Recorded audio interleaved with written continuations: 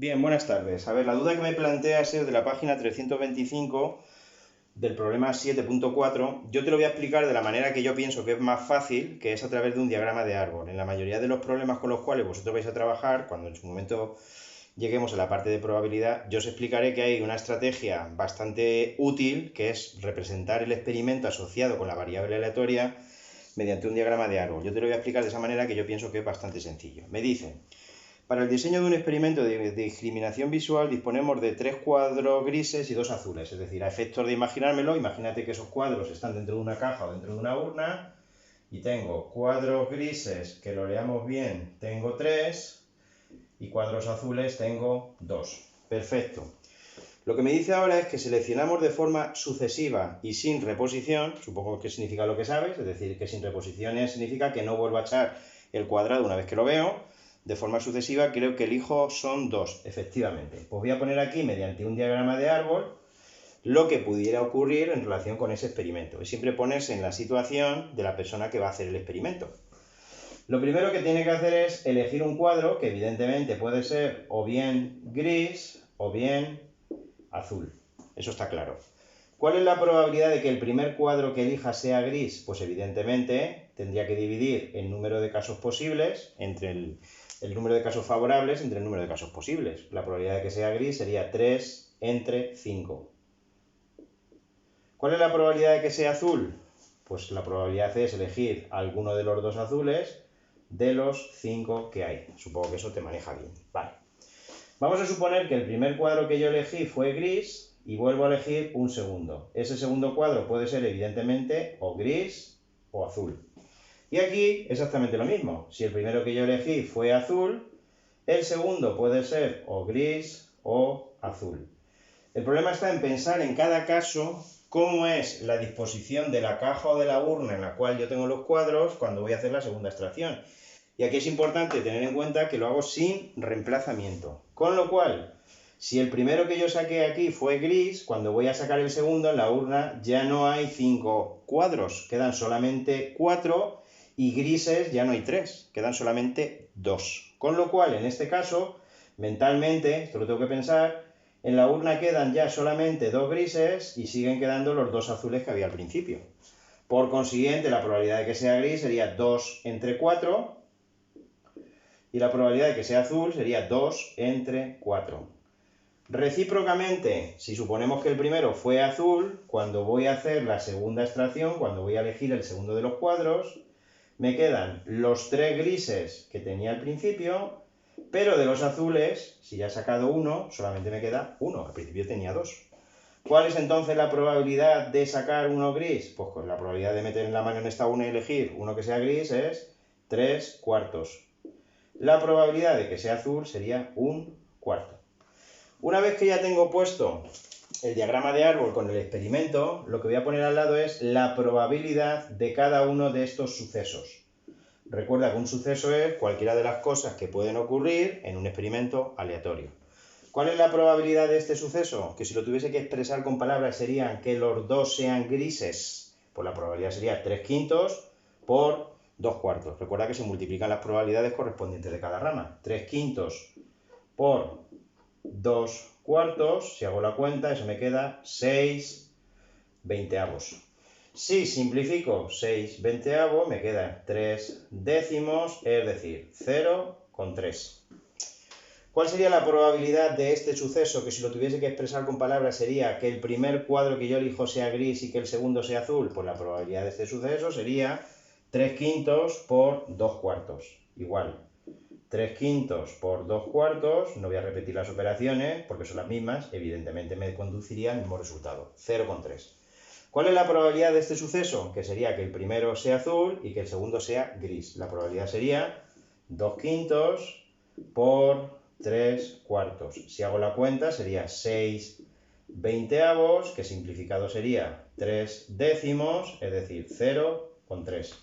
Y por último, la probabilidad de este suceso, que serían que los 2 cuadros sean azules, pues sería 2 quintos por 1 cuarto. Y esto me queda 2 veinteavos, simplificando entre 2 sería 1 décimo, es decir, 0,1. Perfecto.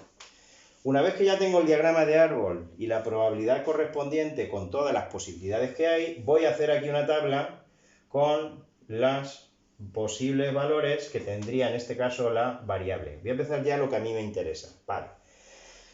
Tengo que tener en cuenta lo que está contando esta variable. Lo que está contando esta variable es, vamos a ver que no me equivoque, creo que eran los cuadros grises. Efectivamente, x cuenta el número de cuadros grises. ¿Qué valor tomaría entonces en este caso la variable? Pues fíjate que si el primero fue gris y el segundo fue gris, la variable valdría 2 cuadros grises. ¿Qué valor tomaría aquí la variable? Pues fíjate que el primero fue gris y el segundo fue azul, pues aquí habría un cuadro gris, el primero en concreto. ¿Cuál sería el valor de la variable en este caso? En este caso fíjate que sería el primero azul y el segundo gris, también habría uno gris, y en el último, azul, azul, por 0 grises. Ese sería el siguiente paso. Primero el diagrama de árbol, probabilidad de cada árbol, y luego hago una tablita en la cual pongo valores de la variable y función que se llama de probabilidad. La función de probabilidad lo que hace es asignar, decirme cuál es la probabilidad correspondiente a cada valor. En este caso lo tengo ya casi hecho. ¿Cuál es la probabilidad correspondiente a 2? Pues evidentemente 0,3. Voy a dejar este para el último. ¿Cuál sería la probabilidad correspondiente al 0? Pues evidentemente este 0,1. Y por último, ¿cuál es la probabilidad correspondiente al 1? Pues fíjate que el 1 tengo dos posibilidades diferentes, con lo cual para medir la probabilidad tendría que cuantificar sumando estas dos, con lo cual sería, sumando ambas, sería 0,6. Y esta sería la función de probabilidad con un matiz. Y es que siempre por acuerdo o por convenio la función de probabilidad se pone de menor a mayor. Con lo cual la función de probabilidad sería en el 0 vale 0,1, en el 1 vale 0,6 y en el 2 vale 0,3. Y por eso la solución pues es la C. ¿Valores que toma la variable? Pues son 0, 1 y 2. 0, 1 y 2, como ves. ¿Con qué probabilidades? 0,1, 0,6 y 0,3. ¿Vale? Bien. Antes de seguir, voy a escribir esto en el orden. Yo para eso soy un poco maniático.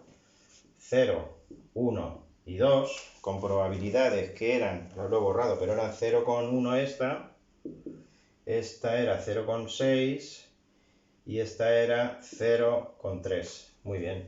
¿Cuál sería la función, no de probabilidad, sino cuál sería la que me acumula la probabilidad? Esa función se llama la función de distribución.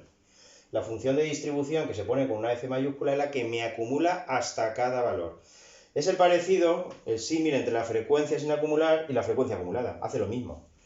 ¿Cuál sería la correspondiente al primer valor? Pues evidentemente este 0,1.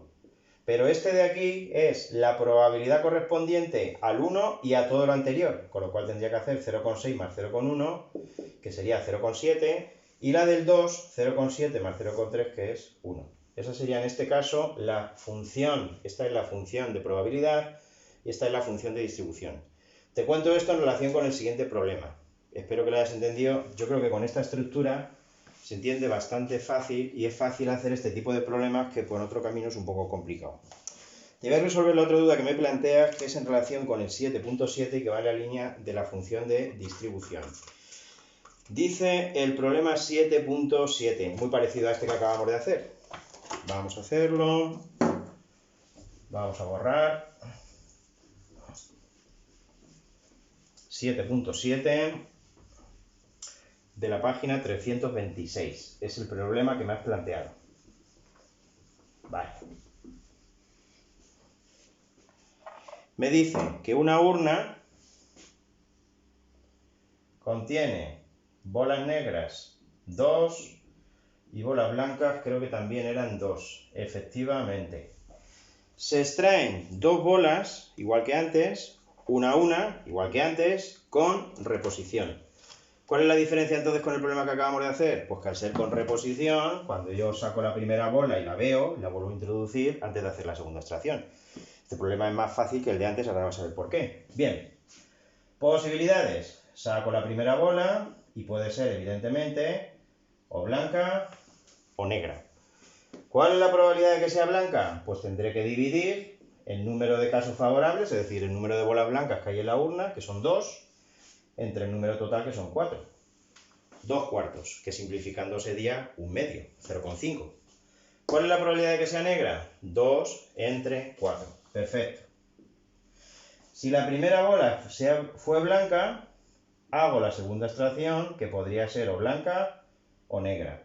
Si la primera bola fue negra, hago la segunda extracción, que pudiera ser blanca o negra. Y aquí viene ¿Por qué te dije antes que era más fácil? Porque en este caso, me da igual que la primera fue blanca o que fuese negra, como yo las devuelvo a la urna, es como si empezase de nuevo el experimento. Es decir, que aquí vuelve a ser todo el rato 1/2, 1/2, 1/2, 1/2, ¿vale? 2 cuartos. 2 cuartos, todo es 1/2. Bien. Ese sería el cuadro que representa las posibilidades que se me pueden dar. Voy a poner, yo siempre lo hago al lado, la probabilidad de cada suceso. El primero sería cuál es la probabilidad, si me lo dijesen en un problema, de que las dos sean blancas. Pues la probabilidad sería 1/2 por 1/2. Es decir, la probabilidad de este suceso sería 1/4. Es decir, 0,25. La de este de aquí, pues 1/2 por 1/2, es decir, 1/4, por de nuevo 0,25. Aquí sobra decir 0,25 y aquí 0,25. Cuando ocurre esto, se dice que todos los sucesos son equiprobables. Todos tienen la misma probabilidad. Da igual. Yo aunque no me sepa eso, sigo tan contento y tan feliz. Bien, entra en juego ahora la variable aleatoria. Se llama variable aleatoria porque siempre va a tomar valores que van asociados con un experimento aleatorio. Y en este problema en concreto, la variable lo que hace es contar el número de bolas blancas, ¿vale? X cuenta el número de bolas blancas. ¿Cuánto valdría entonces la variable en este caso, si se diese este suceso, que es como se dice en el contexto de la probabilidad? Pues evidentemente 2, habría 2 bolas blancas. ¿Cuánto sería en este caso de aquí? Una blanca y una negra, pues en total hay el número de bolas blancas, 1. En este caso de aquí, 1, y en este caso de aquí, 0. ¿Cuál sería la probabilidad de este suceso?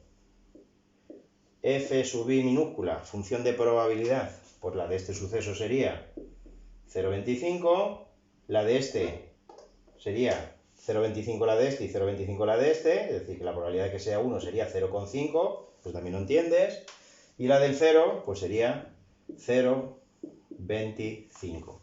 Con lo cual, en este caso, bien ordenada, yo es que para eso soy un poco maniático, la función de probabilidad, que se ordena de menor a mayor, los valores que toma la variable como son 2, 1 y 0, ordenados 0, 1 y 2, y sus probabilidades correspondientes son 0,25, 0,5 y el último 0,25. Si me preguntasen sobre la función de probabilidad, esta sería la respuesta. Pero en el problema 7.7 me preguntan sobre la mayúscula, la función de distribución, la acumulada, la que me acumula la probabilidad hasta cada valor. ¿Qué tengo que hacer? Pues igual que antes. Hasta el 0, pues este 0,25.